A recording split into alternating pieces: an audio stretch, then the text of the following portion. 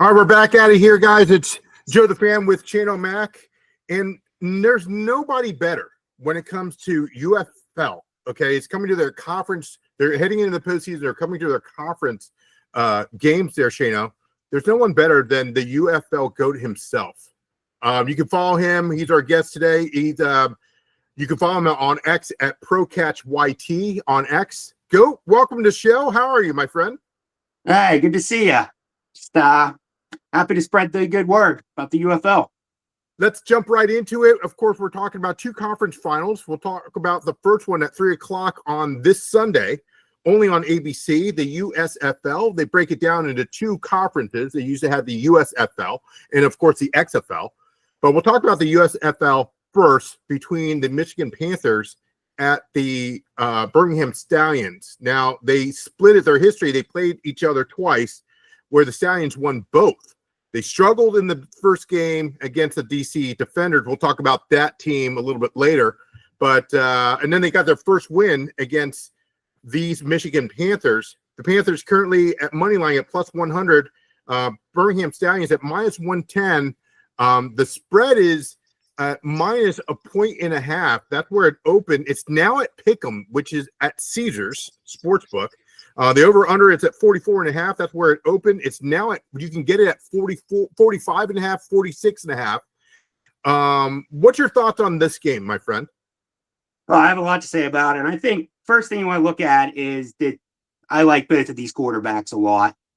I think Jamar Smith, when you look at his story and his experience, he was their quarterback when they won the first USFL Championship back in 2022. Then he got injured and kind of beat out by Magoo in 23. Then last year, he was a backup. This year, he retired, and they had about 4 quarterback injuries. And then he came in the final 3 weeks and has just been electric. And he's just a really safe, good quarterback who can make pretty much every play on the field. He's going to be good with the ball security. And I think that's exactly what they need, because I think we've seen better Birmingham Stallions teams, but they're solid in every single position group and now in quarterback as well. The first game, as I mentioned, the Stallions won their first meeting 22-12. This was in April. This was the second game of their schedule in the season. But then they played recently where it was a very close game. This was in May, just a couple weeks ago, where it was 26-22. Is there any player that stands out to you, or do you think that Birmingham's going to have a little bit of some trouble with Michigan, or should this just be a complete blowout? That's the big debate in the UFL community. They're really trying to push this rivalry between Michigan and Birmingham, and the fans are just like, no, we're not really rivals. You know, we're nowhere near one another. Don't really have a history. But at least my opinion on that is after this playoff game, they might have a rivalry. You know, you go down in a year like this, you might have a rivalry. It's the rivalries are built on the field. As far as the matchups, the thing is, you have to look at the quarterbacks. I think Danny Etling was the quarterback for Michigan the last time they played, and probably if you go back to the other game, it was probably Matt Corral or Case Cookus for the Stallions. So it's really hard to compare those games. You can look at the peripheral stuff like the running games and stuff like that. But my here's what I'll say about it. You said that the line was pretty much a toss up and it's plus 100 on Michigan. Yes. Okay, so let's go over some stats. Skip Holtz is 6-0 in the playoffs. Birmingham Stallions coach, 6-0. He has an 850 win percentage overall. 4 straight championships. He's never lost a playoff game. And Michigan is plus 100 for a reason. Yeah. And it's because they have the best player in the league by a landslide. Whenever Bryce Perkins is in there, who hasn't played the past 2 weeks, it changes everything. And there's a lot of rumors that he wasn't actually hurt. There's a lot of shady business about the late scratch and them just setting him out to keep him healthy for playoffs. I think it's a situation where they're priming him up for the game of his life. And you can't stop him if he gets rolling. I'm actually taking the Panthers to win this one by at least a touchdown. Interesting. So an upset there with the Panthers at even money. And the book has calmed down. Remember, it opened at -1.5 for the Stallions. It's now at Pick'em at -110. Any players that besides the ones that you mentioned that you are looking for? So we got here's how good the Michigan offense is. Their running back, at least up until week 9, was leading the league in rushing, McCrary, and he might not even be the best running back on their team. I don't know if you're familiar with Toa Taua. He's like a fan favorite, big wrecking ball Samoan. You just fall in love with this guy as a goal line back once you see him. And he's a huge difference maker. So they have 2 great running backs. Their wide receivers are so good that they made what is called one of the most significant trades in spring league history whenever they sent their top franchise player, pretty much, Marcus Sims from last year. They traded him to the Roughnecks for offensive linemen. And they did that because their wide receivers are so good. Siosi Mariner is a guy who's probably going to be in NFL camp this offseason. I think he was I think he might have been an all UFL snub, but they only did first team, and it was kind of controversial. But he's absolutely a weapon, and their other wide receiver is Puka Nakua's brother. Ah, okay, okay. We're joined here with. Go ahead, Shane. No, I didn't know that. I didn't know Puka's brother was playing in the league in the UFL. Yeah. There's actually an interesting video where he's the last time they played against St. Louis in the Dome. He slapped a fan in the face, and he only received a 1-game suspension because apparently he was spit on, or there was a slur or something. But he only got a 1-game suspension. But there's also I don't know. There was never really much of a follow-up on it. But there is also this thing earlier in the season where the St. Louis fans are slapping each other as kind of like a prank when the camera comes on and they're slapped. So I don't know if it was something to do with that. I don't know, but it was a 1-game suspension, and you figure, if you actually slapped a fan the way that he did, you're looking at getting cut, or I don't know if it had to do with his brother being, Puka. Right. At least it didn't turn into a big run on our chest thing, where it's like yeah, I mean, rolled out with some fans. If it was a more popular league, it probably would have been. ESPN just ignores this, it's pretty impressive. See, that's another idea, Shano, where, hey, add that to the books. Does a fan get slapped during a game? What's the market there? Yeah. The over-under on that. Over-under on fans slapped. Well, in Birmingham, they have the shirtless end zone, and that's all the fans don't wear shirts in the far end zone. So there might be some interactions between Puka's brother and those fans there. We'll see. That'll be something to watch. In DC, he would have got lemons thrown at him. So yes, exactly. That's some of these teams are starting to have their culture and their things that they do. The beer snake. I was trying to get up there for the beer snake this year, and I'm glad I didn't go because it would have been last week's game with all the rain and slide. Yeah, they were playing in like a monsoon. It was gross looking. Yeah, absolutely. That was probably the only game I didn't really watch too much of. I pretty much watch every game. They didn't call me the UFL GOAT for no reason. I'm in there for every single game, every snap. I'm watching the league, supporting the league. We're joined by the UFL GOAT. You can follow him at ProCatchYT on X. Let's get to the next game. That is the XFL Conference Championship, and that's the second part of this doubleheader, and that'll be on Fox at 6 p.m., where the Defenders will be at the St. Louis Battlehawks. The Defenders open up at +126, Battlehawks at -2 right now, and we're starting to see, Shano, a little bit of the market starting to go down. Over and under at 46.5. That's where it opened. It's still there. A little bit of history of what took place in the UFL with these two guys. They just played last week where the Battlehawks won, and the Defenders, but the Defenders won their first game, okay, in April. It was 27-15 for that one. But their second meeting, of course, which took place last week, that was a 13-8, and that was the one that you just said, UFL GOAT, that where it was a typhoon. Yeah, it's hard to count that one or get anything from it. We also had both backup quarterbacks in, but that was some of the worst rain I've seen probably in any game across NFL, college. That was pretty ridiculous, and I think they just had to play the game. You know, they just I think in a lot of cases they might have canceled that one, but I think they just pushed it through. Absolutely. What's your take on this? Where are you leaning towards on this game? The first game they played, you can actually look at a lot of stuff. There was different quarterback for St. Louis. They had Manny Wilkins first 4 weeks of the season, I think, before he tore his ACL, I believe. And Dugan came in.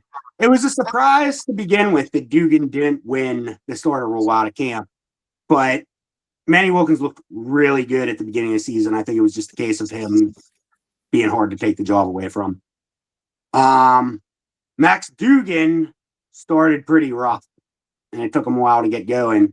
Mm-hmm. But now he's looking pretty good as a passer, and he's really dangerous as a runner.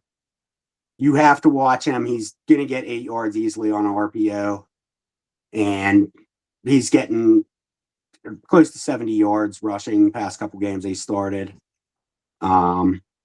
They're a good running team. Whenever you have him and Jacob Sailors, who was first team all UFL running back, and one of the candidates for UFL MVP this season. So they really, this is the one that I think is going to be a nail biter, because whenever you look at that first one, Jordan Tillman had like around 243 passing yards, 3 touchdowns. When you watch the film, a lot of them are 50-50 balls. How aggressive are you going to be in a playoff game like this? They're a road team coming in. This is the loudest stadium. This is like the only high pressure environment in the UFL as far as crowd noise and dealing with those type things.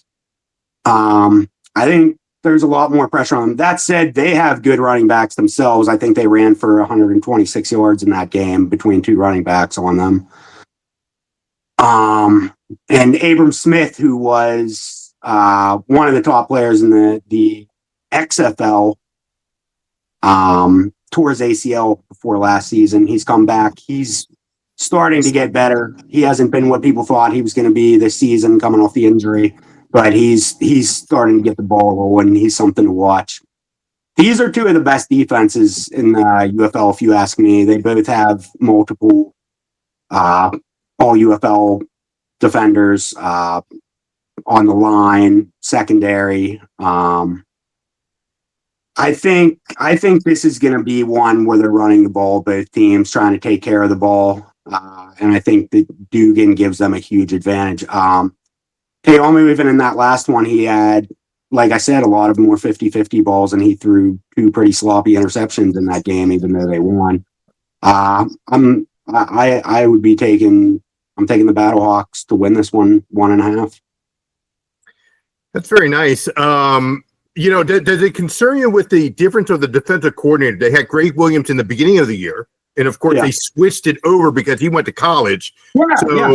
And that was a difference of, maybe people look at it as a difference in the first game where it was 27-15, but then it was a little bit, I understand the weather and all that, but does that concern you, or does that change your, style of what to look for?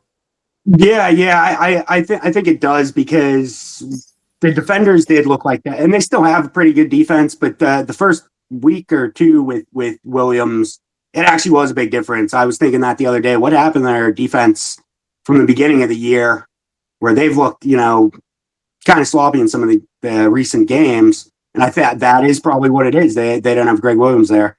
The staff itself, it's pretty deep, and a lot of that staff has worked together for a while and is going to join the Reggie Barlow in Tennessee State. Yeah. Tennessee State. I think it was Middle Tennessee State. Something like that. Yeah, I think so. Yeah. So it's and the coach, their head coach right now, he has a decision to make at the end of the season. If he's going to join Coach Barlow, if he's going to stay with DC. I don't know. A lot of it comes down to money and stuff like that. But he's done a hell of a job. Shannon Smith. Yeah. Battlehawks for money line is minus 145. The -2 at minus 110. So you're leaning toward. Are you taking a spread there, or are you just going to go straight money line because you're thinking that it's going to be a little close? It's going to be a nail biter. I think it's going to be close. Yeah, I'd be nervous to take. Yeah, they could win by one. See, here's the other thing you have to take into account. A touchdown's not 7 points in the UFL. A touchdown's 6 points. Mm-hmm. And usually go for 2. So you're looking at 8 points. It's harder to predict where that's going to end up. So it could be, a 9 to 12 game, something like that, where there's 3 touchdowns scored. Right. Yeah, I wouldn't take too much of a spread on this one. I would just take this straight up. I'm taking them by 1. All right. So to recap of the UFL GOAT's predictions here, he's got the Panthers at plus 100 at for the first game, the USFL Conference Final, and then take them minus 6.5. Even though that's my point about the 7-point touchdown, but we'll still go with it. Maybe we'll go for 1. Right. And then we'll see here. We've got the St. Louis Battlehawks money line at minus 145. Now, of course, subject to change. The odds are subject to change, but this is an amazing breakdown. That DC one really has me interested. Well, they both are. For the people who aren't familiar with the UFL, this is like the dream matchups that we wanted. There's no 4 and 6 teams in it this year. There's no one who just got in by default because of the division setups.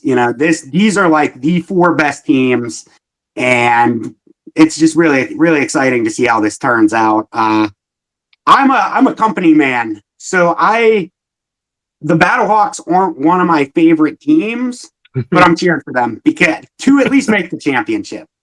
If we can get a championship and get 45,000 people in there, which I think is very possible because they've gotten 40,000 in for a regular season game in the past, and I think they'll do very well for the championship if they get St. Louis in there.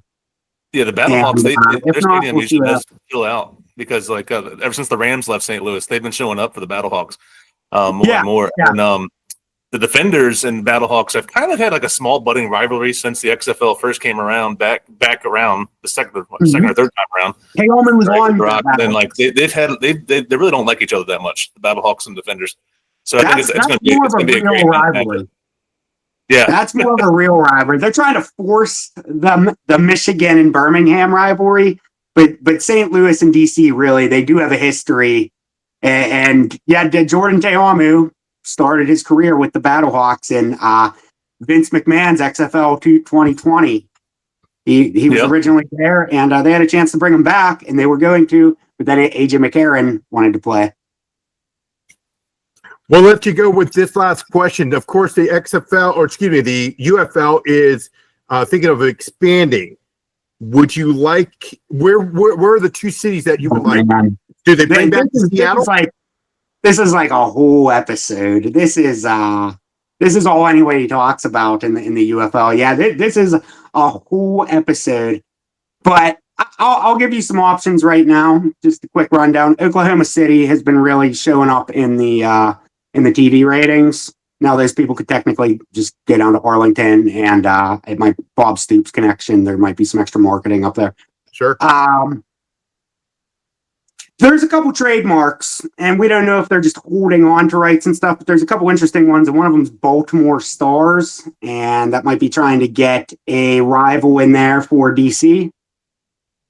And they also renewed Philadelphia Stars. One of the ones I'm trying to really get them to do is the Delaware Stadium, and you're bringing in Philadelphia, Delaware, a little bit of Jersey, and not a far trip from Baltimore. Put a team in there. It doesn't make a ton of sense, but I think it would be a great location. Where I selfishly want one is I want a team back in Canton because I'm Pittsburgh.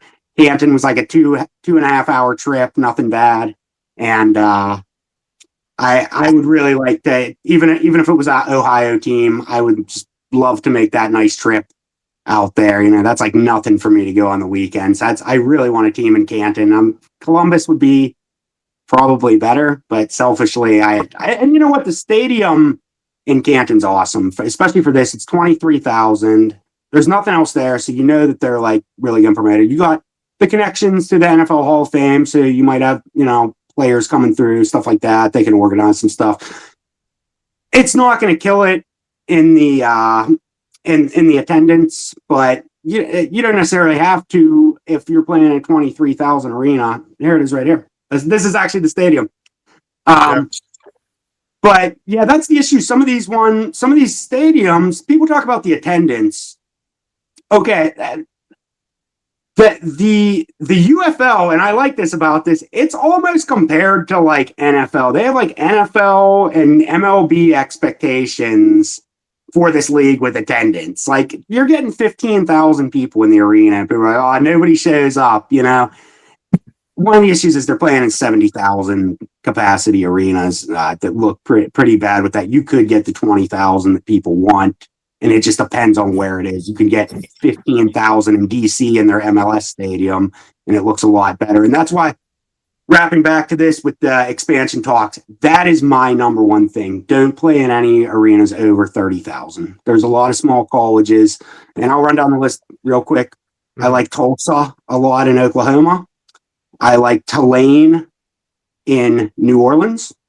I like that Delaware Stadium, put the Stars there. I like Canton, get the Ohio Aviators, which is another trademark that they renewed.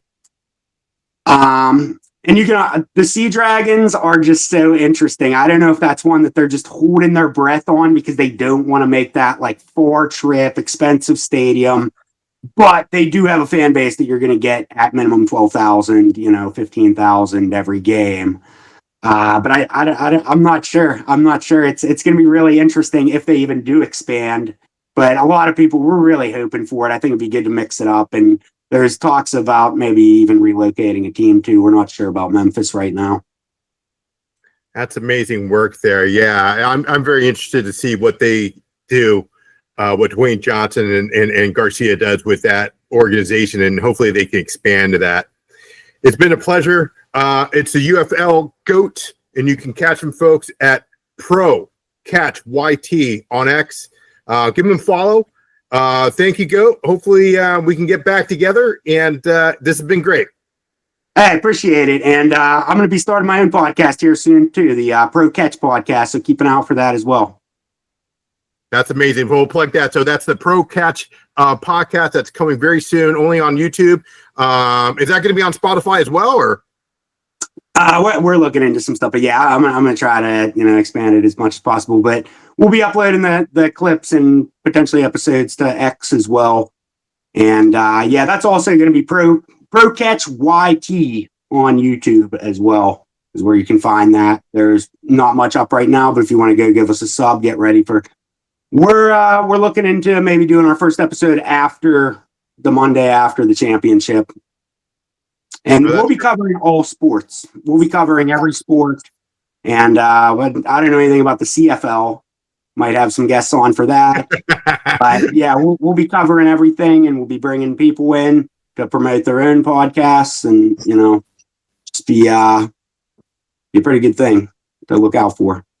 It's been a pleasure, GOAT. Don't forget to hit that subscribe button and hit that notification. We're a little over 400 subscribers and that's not bad in 6 weeks. So don't forget to follow my friend here, the UFL GOAT. That's at Pro Catch YT on X, and you can catch his YouTube podcast coming very soon. And until next time, see you later. Hey, thanks a lot.